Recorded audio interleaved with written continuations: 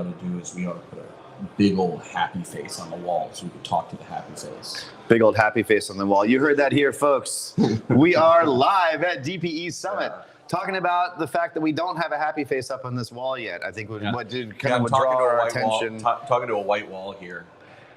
We'd feel like almost like a Max Headroom kind of effect, wouldn't it? Yeah. Yeah, actually, kind of neat. Max Headroom. We could. Yeah, I think we could even sample the audio that way.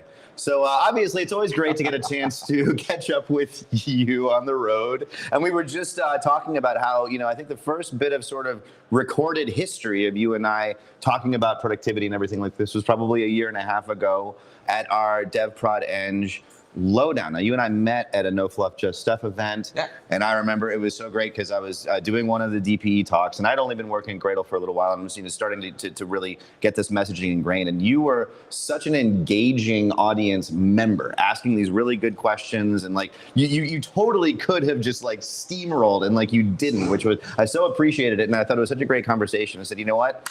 We got to talk more about it. First of all, I was like, who are you? And I'll give you a chance to formally introduce yourself a little bit when we get into this. But once I was like, we've got to keep talking about this stuff. So Adam, tell us, just tell the audience a little bit who you are, this massive productivity problem that you are actively solving, and maybe we could talk a little bit about how things have changed since the last time we caught up on this. Yeah. So it's actually kind of funny. I'm probably the ugly duckling of or black sheep of the meta crew here. Everybody else works in CI or they work in productivity. I work in release and prevention.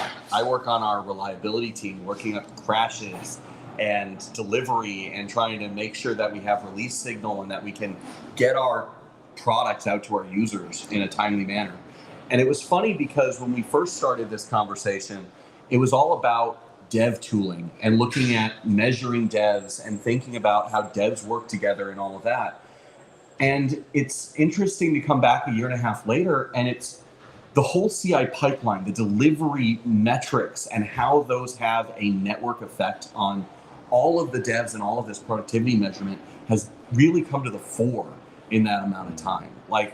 When I was first talking about it, I felt like I was this outsider, and what am I going to talk about with productivity? I guess I can talk about our tooling and the stuff that I experience as a dev. But the more this goes on, the more it becomes a holistic way of thinking about development and about the real practice of how we deliver software, and not just, we call it productivity, but as we've been talking about for the last, however many days here, productivity is a holistic thing. It's not about lines of code or how close you are to your Dora spec or how well you like McKinsey. Sorry, inside joke there. I'm sure someone will cover it. But it comes down to this sort of derivative quantity that's really hard to put your hands around.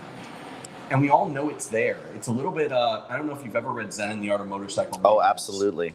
But it's very much like what he describes as quality. You know what quality is. You know what productivity is. But you can't measure it. You can't tell someone it's there, but you know anyway. It is such a core to what we do that it's easy for a dev to say I was more productive or less productive. I think that's why we rely on surveys so much. But it's not easy to measure. And I think it's becoming more and more clear that all of these different measures are this derivative of this productivity idea. And it's becoming a holistic thing about software practice and probably about engineering practice more generally. That's, deeply insightful. Of course, I'm not surprised. I love the draw to Zen and the art of motorcycle maintenance, because you've hit on something when we talk about derivative. We're also talking about the change. You're talking about the being able to tell the difference in temperature between two different situations, right? And Zen and the art of motorcycle maintenance, it's about a journey of self-discovery and autonomy that only comes by changing the environment in which this person is in. Until he doesn't understand the implications of his own meaning, until he sees himself through a totally different lens.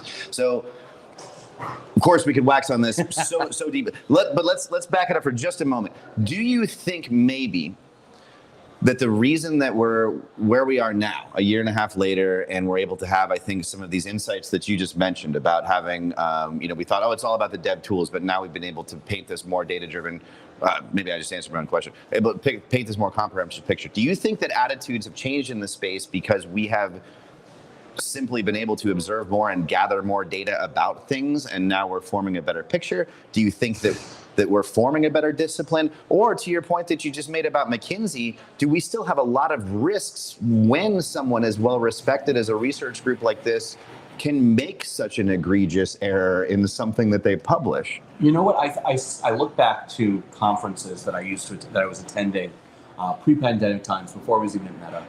And there was a talk about developer productivity way before any of these concepts had come up. And they were talking about the time spent in that WTF moment when everything is broken and they can't get anything right. And the time you spend in that versus the moment you have your eureka moment and you just go into a flow and you can just build the thing you want. And I think that was a really small minority opinion, and it was coming out of the psychology side of the side of the world and of the dev advocacy side and the HR side. I think the biggest change has been the push to remote work. It has been the pandemic and having to figure out how you're going to watch your engineering system when you can't just put your hands on your devs, when you can't just have a manager reassure you that his devs are great. You have to really know what makes them work and what makes them not. And I think you can't, I can't emphasize enough how much the locus of work that was done during the pandemic to shift the conversation away from management of engineers to maximization of engineers, for these voices that were all about psychology and about HR and about mental wellness of engineers have really become a core driver of, well, when engineers are happy, they produce more, they do good things. And the investment had to be made for remote workers to make those proofs. But as soon as you do, what's become clear is that all of that work that we kind of, maybe hand waved and said, oh yeah, it's lovely that we're doing that, but it's never going to help us. It's become very, very clear. I think it's almost emergent from just the system that we know that this satisfaction metric drives productivity. We know that you get better results when you push for these psychological health metrics, where before we thought it was a nicety. And I think it really boils back down to the pandemic. We had to start measuring mental health. We had to look at the costs of RTO, of working from home, of being afraid, and how much that drove down productivity. And it wasn't just people leaving the office, because honestly, a lot of people got more productive when they left the office. A lot of people hit their strides when they could work from home, but they were much, much harder to understand. And I think that gave us some headroom to look at it from a psychological perspective, to look at it in terms of all of these other forcing functions and what was getting in our way, because we weren't just trusting managers anymore. We had to measure. And the data tells us that all of these things we do, these things that we're now obsessed with in this DPE community, matter. And they actually do move the needle, where I think before we just wrote them off as some nicety that was a cool thing that startups were doing. I think, and you hit on something that might uncover almost a force multiplier here too, because at the one hand, and this, I think derives perfectly what we were talking about before about the environmental shift. When you take somebody who's working in one environment and you move them to some other environment, what does that do? And you brought up this element that we don't talk enough about, which is fear. It was a scary time, and being in that constant fight or flight state, we know from so many other sociological studies that have nothing to do with technology or technology workers, we know the impact that can have on executive functioning and other parts of the brain that are important for driving productivity. But then on top of that, we have this increased demand, right? Because you and I talked last time about that staggering statistic that is still staggering about the 65% global GDP digital transformation, a lot of which was accelerated as a result of the need for remote work and the need for more software-driven interaction with our businesses. So now we've got this double whammy where it's like, we have these environmental impediments to productivity that force us to then measure and try to improve that situation, coupled with this order of magnitude increase in demand for the very product that this workforce is responsible for producing. So I think in a lot of ways, if you're correct in what you just said, that's incredibly optimistic. Right, this thing, what we actually did was we did what we're best at. We measured and we said, how can we then learn from this, improve it, and make it better? Am I being naive, or do you think that that's really what happened? I think there's a real potential there. I think the trouble is that historical management ideal of I want to put my hands on my devs and I want to make the decision because that's what feels right to me is still fighting. Like RTOs are still being forced. People are still trying to flail against this model from the old established engineering world, trying to fight for what the world used to look like. And I think we've reached a critical mass here. That's not going to go away. It's a genie that's not going back in the bottle with remote work. I think that companies like Meta and others are investing in getting the right data and at the same time pushing back on these things that have come of that data. And I think maybe there's a disconnect in they're realizing that these things are inherently linked. I think that there is a real need for the kind of advocacy that groups like these are doing because they're driving this understanding that psychological health is a component of productivity. And it's not just, oh yeah, our young devs don't do well at home. Well, if you look at the why and you look at the cause instead of just the outcome, what we've started to find is that that's all about psychological safety. It is the more of a threat you put on your people, the less safe they feel and the less well they perform. And it's honestly, for me, it always goes back to this notion of a review cycle and this notion of constantly making your devs justify their existence at your company. And somehow that's going to make, they're going to feel safe. Like if you're not willing, if they feel like they're going to be, thrown under a bus or out a window at the next review cycle, how can they ever feel safe? You're doing the pandemic thing to them every 6 months when you're doing that. And you created this self-fulfilling prophecy in which you said, you are safe within the framework of our performance review system. So we are now standardizing and controlling the narrative. Wow. So let me ask you something else then, because you said something, a year and a half ago when we had this initial conversation that had stuck with me, something about Meta, Facebook that I respected as an engineer. And I liked the way that you put it. And that was Meta's tendency to be able to clever their way out of anything, which I thought that was so great. But we were talking, in this case, we were talking about the context of the original productivity problem, this massive monorepo with all of Meta services in it, and this very difficult productivity problem to solve that you clevered your way out of. What you're describing now, the situational awareness that Meta's been able to derive from all of this data analysis and then dealing with this very big problem, I have to say, this doesn't feel like clevering anymore. This actually feels like, in some ways, there's a maturity, a holism of understanding about like the human experience that's now feeding into the way that you run your business. Is that an overstatement? So I don't think that that's a Meta thing. I think that is more the community around DPE and around software engineering as a practice. Like I won't say that Meta has all the answers. We just have a whole lot of data. And we're able to look at these productivity metrics and look at what makes people successful. Like we found that people who had worked for at least 18 months in the office made a better transition to remote. There is value in having that cultural consistency, but that all still goes back to the psychological safety thing. I think that this community has discovered something. I think that's going to be more and more core to the way we talk about engineering. Like Agile 10 years ago was the most important thing we had ever talked about in terms of software. And now it's just a given that your timelines are going to change, shorter cycles are better. These things have become a given. I think that we're at the point where it's going to be that the psychological safety and motivation of your people is a core driver to whether you're successful.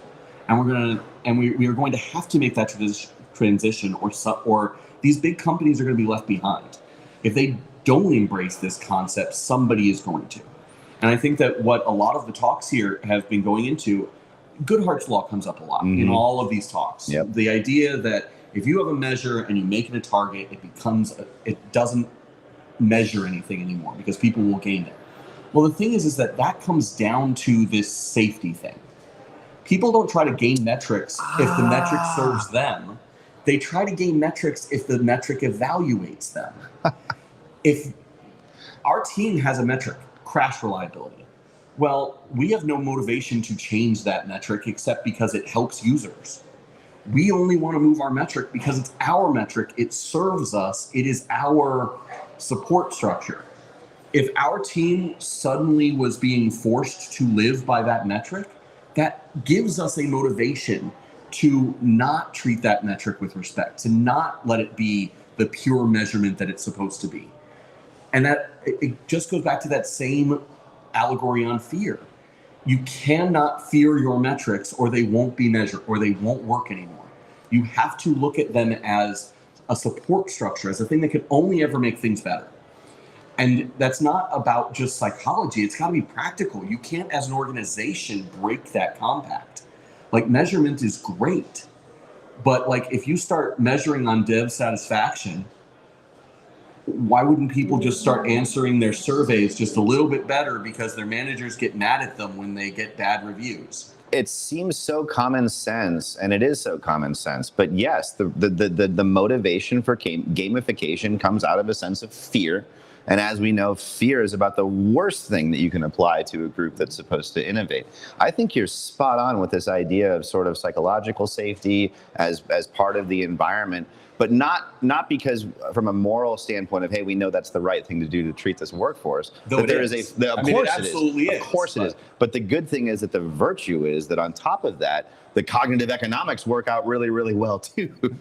So Adam, as always, 15 minutes has felt like 30 seconds and we could go on forever. But I want maybe if you could leave the audience with what's one thing, what's one new behavior that a company could change to start moving in lockstep with what you're describing here, being able to provide these safe environments that foster productivity? Well, so I mean, my big takeaway, and I know this isn't the sort of thing that many people are going to agree with, is you have to kill your review process. Just absolutely 100% periodic reviews have to go. There's books and books on this topic. It kills every sort of trust-based compact between an employer and employee if you're going to force them to justify their existence.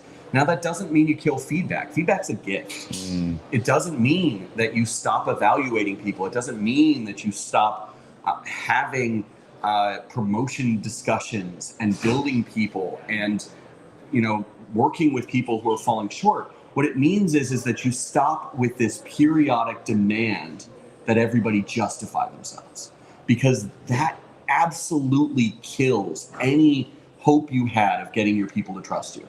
If they do not trust your process because they're being forced to justify their existence, they will not do the work as well as they might. That might be one of the sanest things I've heard in the last couple of days. As always, Adam, thank you so much for taking the time to talk with us. Thank you. I've learned a ton. I think the audience has too. How can people find you? Do you want to be found? Yeah. And how can you be found? I'm on every platform there is. Alan Bly, ALANBLY. Get me on GitHub, Facebook, Twitter, or X, or whatever the heck Musk is calling it these days. Threads, Facebook, you name it, I'm there. You reach out to Adam. I'm even on TikTok. It's a great conversation. I can guarantee you. Thanks Thanks again, Adam. Take care. Justin. Bye.